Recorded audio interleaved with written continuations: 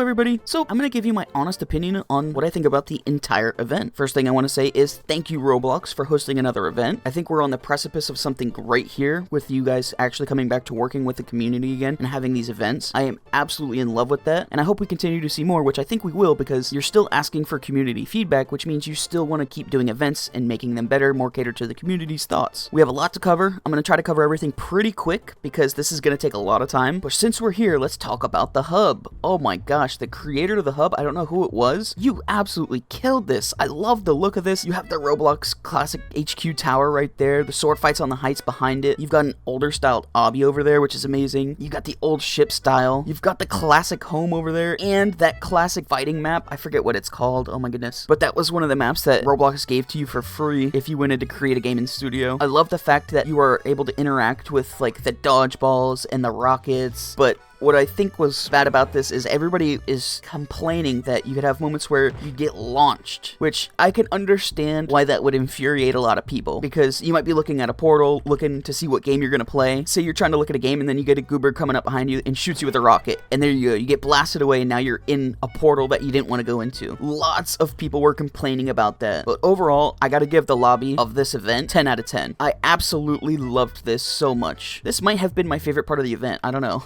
It was really good. Everything in the hub just perfectly screamed classic and retro, so whoever did this, definitely please keep doing events in the future because you definitely have an eye for what we need. And I really love seeing the VIP door because that's a super throwback where you'd have to buy VIP on a t-shirt to go through doors to get a walking path or something in older games. That was amazing. Okay, I've been talking about the hub too much. We need to move on.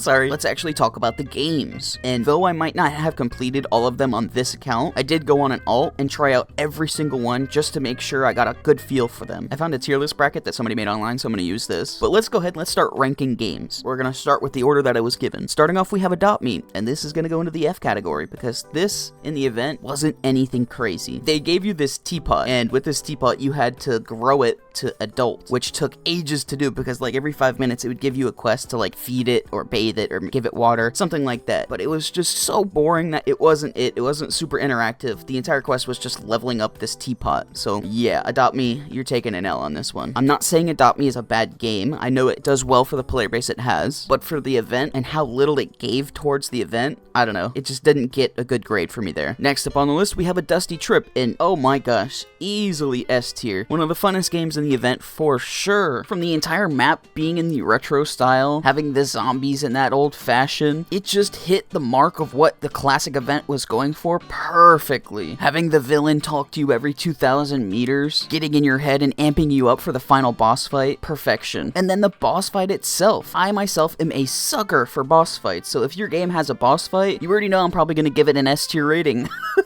I love them so much, and I love the way that this boss fight was. I think they made it a little bit harder the later it went on, but the early stage of this, it was real simple. 2 mag dumps and you basically destroyed 1x, but super fun. I think the Dusty Trip might end up being the best game on this list. Shout out to the devs for this. I had so much fun with this. Absolute S tier in my opinion, for sure. Next up to bet, we have Arsenal, and I like this one. I know a lot of people weren't too fond of this one, and I've seen people give Arsenal low grade. I don't know if it's because they thought it was too tough, but for me personally, I didn't think that this was that bad. I'm gonna put this in, I almost want to put it in A, but I think I'm gonna put it as a solid B, just because the end battle is a little anticlimactic. You just hit a button. If there was an actual 1x battle, I would have put this in A or maybe even S, but for me, it hovers between A and B. I think for now, I'm gonna put it in B, but this could change to A. But this was a mission that was really fun to do. Your objective in the Arsenal game was you had to beat the event in under 20 minutes, you had to beat the event solo, you had to beat the event using only the pistol that they gave you, and you had to find the ticks all around the map. And once you beat it the first time, you also get a row coin. That's how you got all 5 of the coins from this. So if you didn't look at any tutorials on YouTube, most likely you were probably going to have to run this event either 2 or 3 times to get all of that done, which is a tiny bit tedious, but not bad as it is a fun event. You run through this entire map fighting different NPCs, noobs with either their bare fists or pistols or guns, snipers, all different things. They combine that combat with a little bit of obbying. That was cool. But again, once you do get to the end battle with the 1x, there's nothing to it other than just walking up and hitting that red button, which is a little anticlimactic, but, you know, a good little ending after you've gotten pretty much 400 kills in the game. So I do like Arsenal at B. But next up on the list is Bed Wars, and this is gonna go in the F category. Not because the game is bad, the game is actually really fun to play, but it's because it was so difficult. Why would you make it this difficult, devs? You're supposed to make event games like noobish friendly. This, I felt like it required you to have a teammate or a couple teammates that have already played Bed Wars and have good kits. I think they released updates to make this a little bit better, like a damage buff or something like that, or maybe a little bit more health. I don't know what it was, but it is still difficult to this day because you can get pieced up so quick in later rounds. And once you die in this, it's pretty much GG's because it takes away all of your currency, your weapons. It brings you back down to the basics. I think the newer version keeps your armor. It might depend on your upgrades, but it's just crazy how difficult they made this. We had 2 people in this game here that had kits that costed 400 Robux, and we still lost. That's crazy. We had sentries, healing, we had it all, but yet we still got demolished because once you die, it's a major setback. Maybe take away some of the damage that the penguins do. I don't know how you fix it, but my goodness gracious, this was beyond difficult. So for next time, whenever a game is in an event, always try to make it noob friendly. You can make it a little bit challenging, but not that challenging. You're gonna drive new players away from your game. So because of how ridiculously hard this is, it's staying in F tier. And again, it's not that the game is bad. The game is amazing. I love the combat. I love everything about Bed Wars. It's just for this specific event, it takes a big L in my opinion. Next up to bat, we have the Bee Swarm. This one's not bad. This is another solid B one. You know, B for B, get it? No, that's just how it played out. We got to use all the classic event items, like the Firebrand, the RPG slingshot, trowel. Those were all cool to see, and it could be hard if you didn't have your teammates working with you, but I did like it. I thought it was pretty good. All you had to do for this event was survive 10 rounds, I believe, which wasn't that bad at all if you had teammates that were working with you. If you were all just kind of doing your own thing, it was very difficult, but if you actually had cooperation with your teammates, you could coordinate what to do, what to purchase, where to be, what side needs help. You would flawlessly finish this without even taking a point of damage. This sort of felt like it was like Plants vs. Zombies. Like you were the plants and you were fighting the zombies, like literal zombies, and then some slimes. So that was pretty cool. In total, I really liked this event, but other than just the wave defense of zombies and slimes, there wasn't anything else really to it, so that's why it didn't get into the A category. There was like a tiny scavenger hunt in the lobby for this, but that wasn't anything too crazy. It was just kind of fun to go around. So I think this is a really good game and a solid B. I promise I didn't put it there just because it was B. I swear. Next up, we have Blade Ball, and the community was not happy with Blade Ball.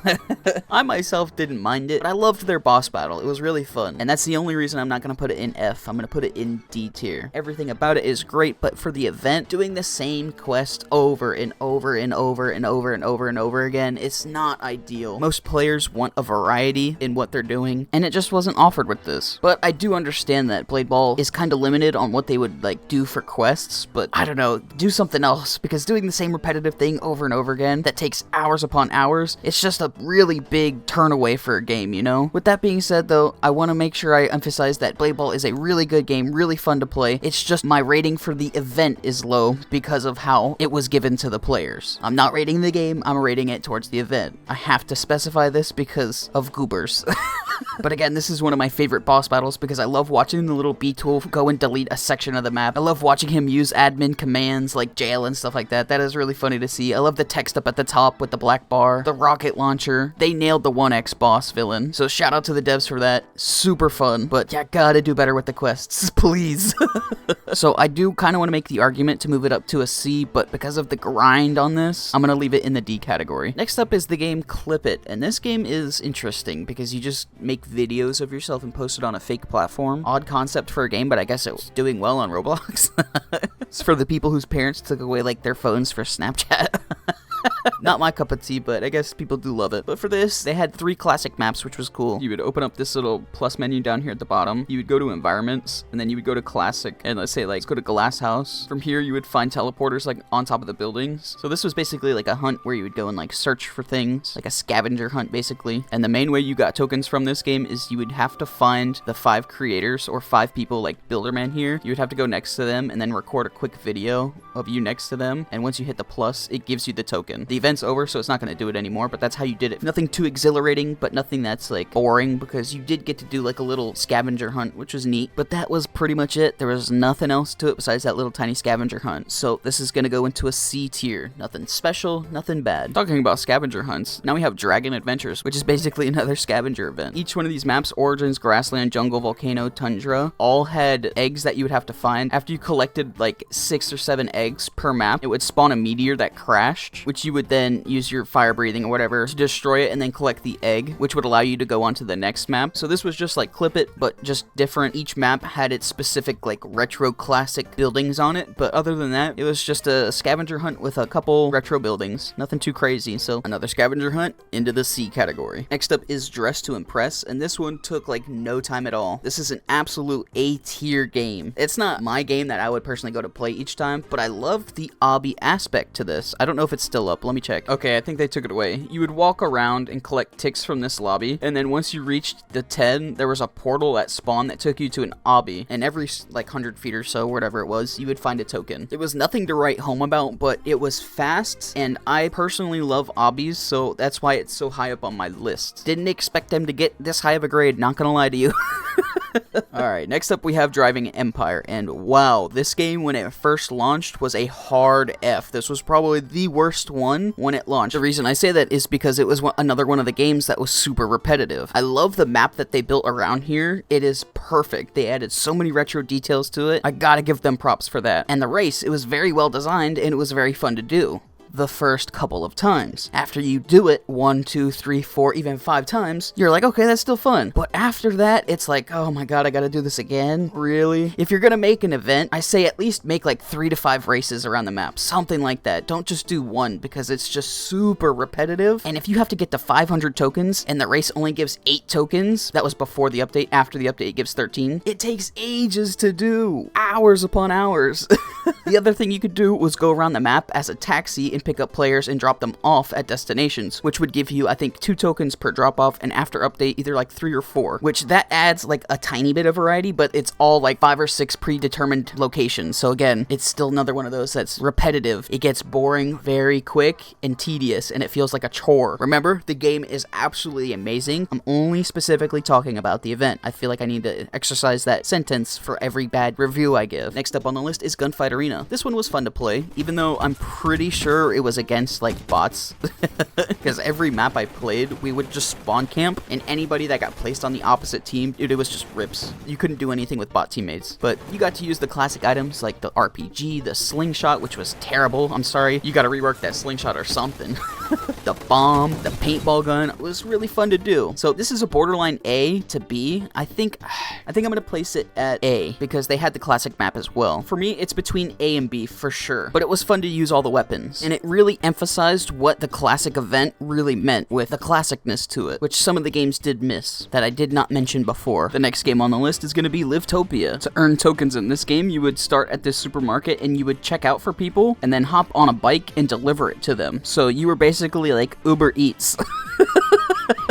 But this is one of those games where it was super repetitive. You would have to come back to this store each time, get a bundle, and then go deliver it on that moped. I know I said bike earlier, I meant moped. You know what I meant. But yeah, just another real grindy, same quest type of deal. So I think I'm going to put this in the D category. Next game on the list is going to be Restaurant Tycoon 2, which again, this is another game where it has the same repetitive quest over and over and over again. You have to sit in the restaurant and wait for classic customers to arrive, and then you feed them classic food. It's super easy to do, but it's just one of those things that takes a long time because you have customers that come in that aren't part of the event. So feeding 150 of those takes a long time, and you're just going to be sitting behind the counter doing the same task over and over and over again. I get that this is showcasing what the game is actually, but there should have been something extra, I feel like. Something more for the event than just customers. I don't know. Maybe I'm asking too much. So yeah, I think Restaurant being in the D category is pretty good. Nothing bad about the game. It's just for the event, it was nothing special. Wrapping it up here with the simulators, we do have Tower Defense Simulator, and this one was pretty fun to do, but at the same time, it was super repetitive. They had the Crossroads map, which was really cool to do and defeat enemies on, but at the same time, they didn't give you any towers. You had to go and get your own if you were a noob. Granted, it wasn't like terribly hard, but at the same time, it was just the same repetitive quest over and over again. You didn't have to play the Crossroads map after you beat it once, but you did have to oof toilets over and over and over again in order to get the next unlock, which you'd have to oof more and more toilets to get the next unlock, and so on until you completed the event. Nothing crazy with it, but nothing that was like super engagingly fun in my opinion. No, I'm not gonna give this anything too crazy. I think it's like a C. Just wasn't enough. And the last game on the list is gonna be Toilet Tower Defense. This one actually did very well because it did have a little boss fight to it, and it gave you troops that were related to the event. I think they just nailed it in general with it. So this is gonna be a very solid A for me, but a lot of people said this was really difficult, even though I one-shot this. Every map that I joined on, I caught it first try. People were telling me that they were struggling over and over and over again. I didn't. The objective for Toilet Tower Defense was they had 5 missions, and you just had to complete each one of those missions, and each mission gave you a token. For those missions, you couldn't bring in your own custom towers. They gave you towers to use, which is perfect. I think every event for a tower defense should be like that. You should give towers for the events so that it helps noobs understand the game. At least I had fun with it, so I definitely like it in the A category. That's gonna do it for all of the games in the event. Now let's talk about the items in this event. The Treasure Finder and the Timeless Valkyrie, expensive. 25k for both of these? That's ridiculous. Let's be real. Like, I get that the Valkyrie has like the effects back here, and so does the Timeless with the Robux, but like, is it worth $250? Not at all. Not in my opinion. When you have public UGC that's gonna recreate this Valkyrie right here for 75 Robux, it's not gonna have the effects, but you're still gonna be able to see it. I just don't see the use of making these items so expensive. Let's talk about the event items. The sash is cool, and the raiment with the crown and the wings, that's cool, but these are my favorite items, and I think these are such big W's because the bucket is a huge thing in the community, as well as the Cleos. This is a super throwback. Both of these are super throwback, and they were both just such W event items. They look so cool with the purple. They killed it with that. I'm so thankful that they did this. Whoever was in charge of adding these as event items to win, thank you, thank you, thank you. And then one of the last things in here was the 1x fight, which I know disappointed a lot of people. A lot. Alright, so we got all the homies in the classic event right now. We're waiting to see what happens with this Tix item when it refreshes in 25 seconds. Apparently, there's said to be an event. I'm not entirely certain what comes with that, but we're gonna see.